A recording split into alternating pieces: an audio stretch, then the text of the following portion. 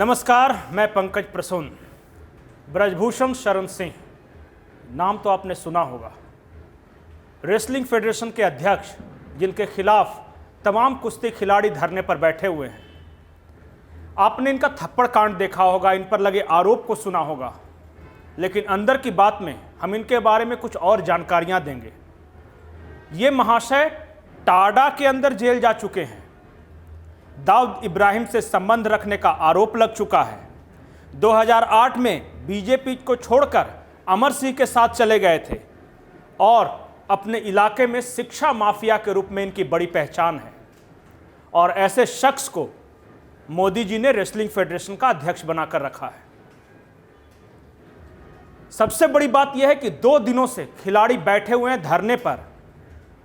कायदे से तो इन्हें रेसलिंग फेडरेशन के अध्यक्ष के साथ साथ पार्टी से भी निकाल देना चाहिए था, लेकिन सरकार की ओर से चुप्पी है और इस चुप्पी का मतलब क्या निकाला जाए कोई नहीं समझ पा रहा।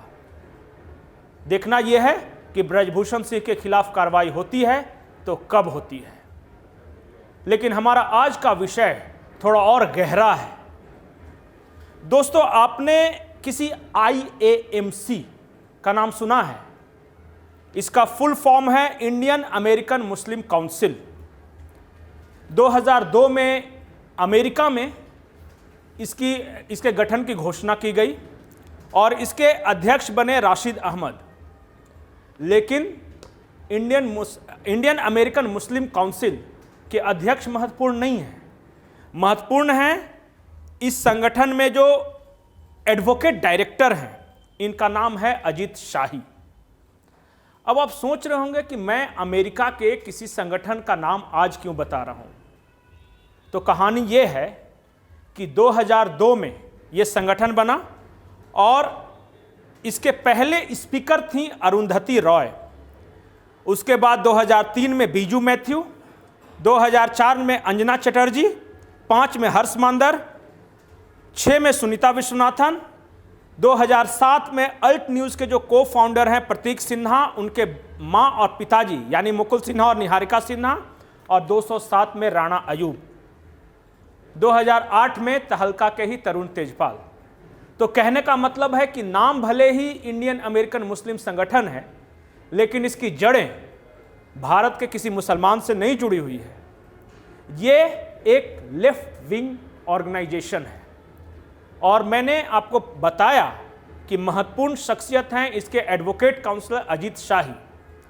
अब अजीत शाही इसके फाउंडिंग मेंबर भी हैं और ये वही शख्स हैं जो मिस्र के तहरीर स्क्वायर पर, आपको पता होगा कि इजिप्ट में एक लोगों का आंदोलन हुआ था और मिस्र के तहरीर स्क्वायर पे अजीत शाही मौजूद रहते थे। रहने वाले भारत के हैं, नागरिक अमेरिका के बन गए हैं, लेकिन दुनिया भर में आंदोलनों के लिए इनकी एक अलग पहचान है। तहरीर स्क्वायर में अरब स्प्रिंग रिवॉल्यूशन के जनक भारत में भी 2 बार थे। एक जो हिजाब आंदोलन चला था भारत में उस वक्त, और दूसरा शाहीन बाग आंदोलन। शाहीन बाग आंदोलन में इन्होंने भारत के मुसलमानों से सड़कों पर उतरने की अपील की थी। आप खुद ये वीडियो देखिए।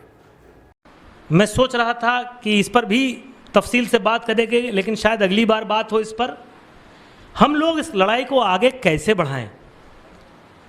तो देखिए, डर कर, घबरा कर, परेशान होकर, डिफेंसिव होकर, अपना पल्लू बचाते हुए तो लड़ाई नहीं लड़ी जा सकती।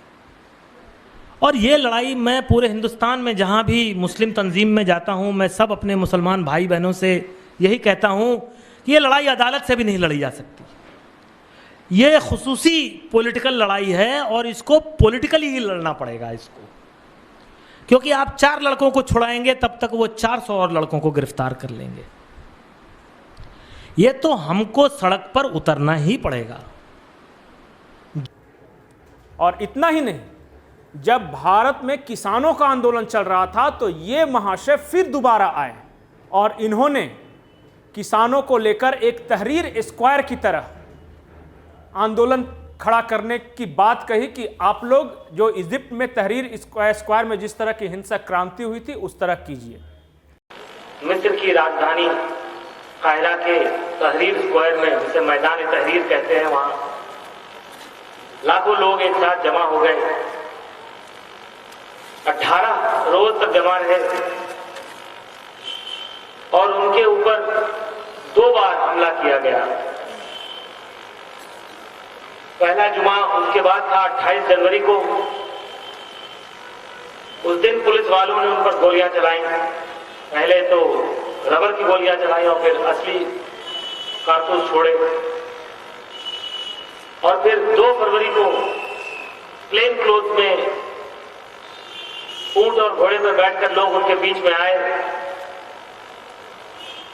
वहां के लोग आज हमारे मुल्क में इंकलाब की जरूरत है और मैं आप लोगों से गुजारिश ये करता हूं कि आप लोग सोचिए, हम सबको मिलकर सोचना चाहिए कि जिन सपनों को लेकर, ख्वाबों को लेकर इस मुल्क को आजादी दिलाई गई थी, क्या वो सपना, क्या वो ख्वाब पूरे हो गए हैं? ये हम सबको मालूम है कि ऐसा नहीं है। हमको आगे आकर पुलिस की गोलियों के लिए तैयार होना चाहिए, दोबारा जेल जाने के लिए तैयार होना चाहिए। हमको वो सारी लड़ाइयां फिर से लड़नी चाहिए। गांवों में लड़ी जा रही हैं, छत्तीसगढ़ में, झारखंड में, यहां आंध्र प्रदेश में, महाराष्ट्र में, केरला में, गुजरात में, तमाम जगह लोग अपनी जमीन, अपने खेत, अपनी नदी, अपने नाले, अपने पहाड़, अपने जंगल के लिए लड़ रहे हैं। अब आज के तारीख में ये अजीत शाही क्यों महत्वपूर्ण है? 1 महीने पहले द वायर में काम करने वाली एक रिपोर्टर हैं, इनका नाम है आरफा खानम शेरवानी। आरफा खानम शेरवानी 1 महीने पहले अमेरिका गई। वो अजीत शाही से मिली, बदले में उन्हें इंडियन अमेरिकन मुस्लिम काउंसिल से हैवी डोनेशन प्राप्त हुआ। और ये जो इंडियन अमेरिकन मुस्लिम काउंसिल है, इसके जो एडवोकेट जनरल है अजीत शाही, इन्होंने 40 शेल कंपनियां बनाई हैं और उन्हीं 40 शेल कंपनियों में एक कंपनी है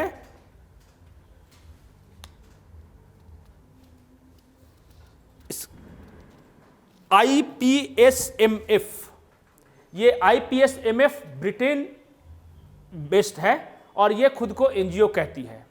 और IPSMF ने कल इसी की रिपोर्ट के हवाले से BBC पर एक डॉक्यूमेंट्री चली और जिसमें कहा गया कि 2002 के दंगों के लिए प्रधानमंत्री मोदी सीधे जिम्मेदार हैं। और सेम वही BBC के डॉक्यूमेंट्री पर आज द वायर ने भी ये खबरें छापी हैं। आज ब्रिटेन की संसद में भी इस पर हंगामा हुआ।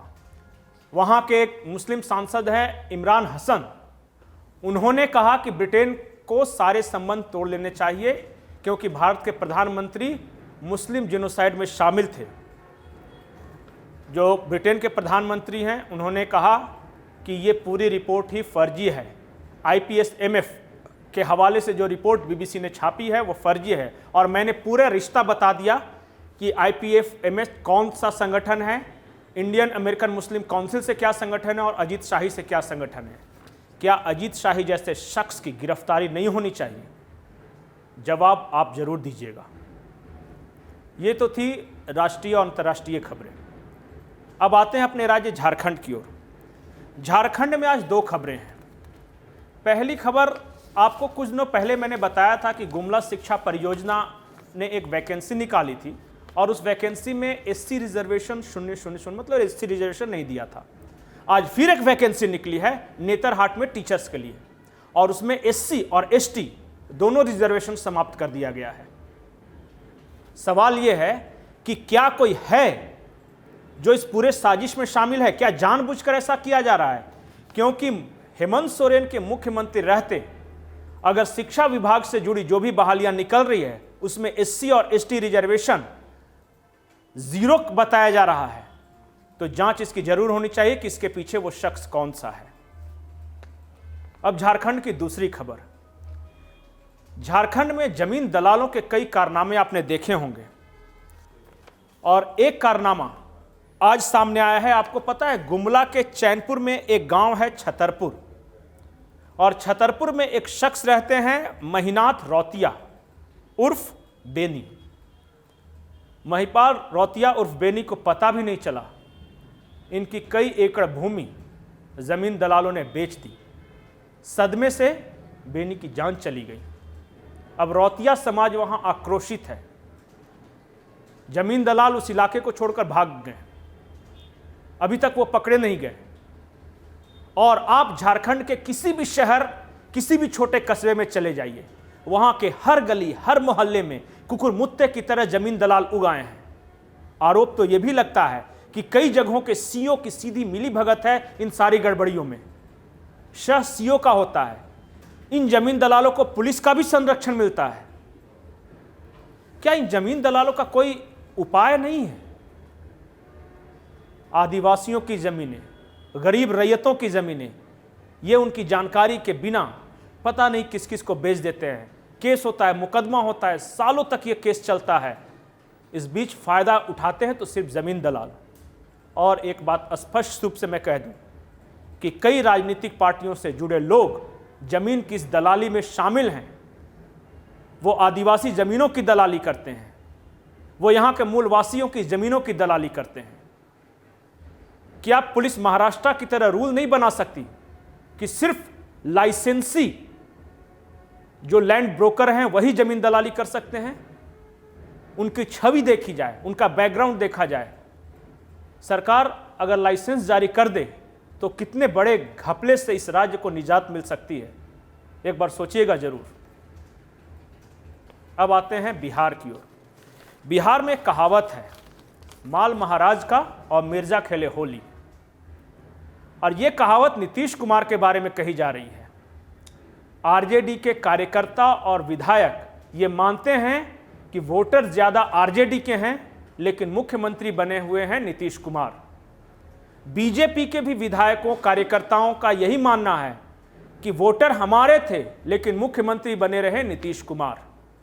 और अब इधर उलट पुलट की राजनीति में शायद, ये मैं नहीं कह रहा हूं, कुछ लोग कह रहे हैं कि आरजेडी और बीजेपी ने हाथ मिला लिया है कि पहले इस मिर्जा को हटाओ जो कि महाराज के माल से होली खेल रहा है। और इसी संदर्भ में यह सारी बयानबाजी हो रही है। शिक्षा मंत्री चंद्रशेखर ने रामचरितमानस को लेकर जो कुछ कहा, अभी वो मामला शांत भी नहीं हुआ था कि गुलाम रसूल बलियावी हैं। उन्होंने कह दिया कि अगर हमारे आका के बारे में किसी ने कुछ कहा तो हम हर शहर को करबला बना देंगे। जाहिर है इस बयान पे भी विवाद होगा।